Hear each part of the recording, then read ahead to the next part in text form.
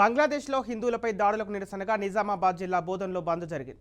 హిందూ సంఘాల ఐక్యవేదిక ఆధ్వర్యంలో బంద్ పాటించారు.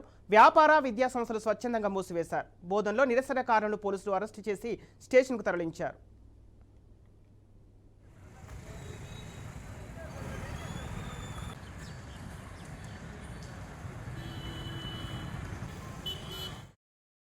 జరుగుతున్న దాడులకు నిరసనగా హిందూ సంఘాల ఐక్యవేదిక ఆధ్వర్యంలో ఈరోజు బోధన్ పట్టణం మొత్తం కూడా బంద్ సంపూర్ణంగా ప్రకటించినందుకు ప్రతి ఒక్కరికి కూడా ధన్యవాదాలు తెలుపుతూ, అదేవిధంగా ఈరోజు సాయంత్రం 6 గంటలకు బంగ్లాదేశ్లో జరిగిన దాడులకు గాయాల పాలైన వారికి అదేవిధంగా ఆత్మశాంతి కలిగించే విధంగా వారికి క్యాండిల్ ర్యాలీతో మా శాంతి తెలియజేస్తాము.